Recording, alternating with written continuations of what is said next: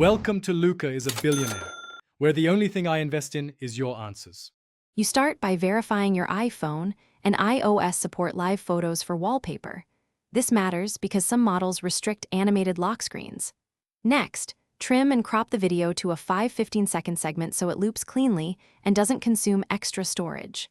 Then, convert that clip to a live photo using a dedicated app or a shortcuts action. This step transforms the file into the format iOS accepts for wallpapers. Once done, save the live photo to your Photos library and prepare to set it. Now you open the live photo in Photos and tap Share, then use as wallpaper so you can position it. Pinch to zoom and drag to align the key subject. Make sure the focal point isn't obscured by the clock or widgets. Choose whether you want live photo animation on the lock screen or a still image. Enable perspective zoom only if you want parallax movement. Once satisfied, tap Set and pick lock screen, home screen, or both. This commits the wallpaper in place and readies the animation.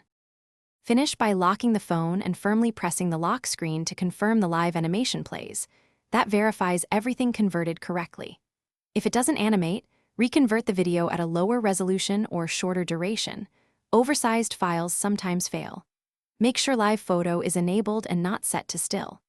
If settings won't apply, restart the Photos app or reboot the iPhone and check for iOS updates, because system bugs can block live wallpapers. Once fixed, your moving wallpaper will be ready.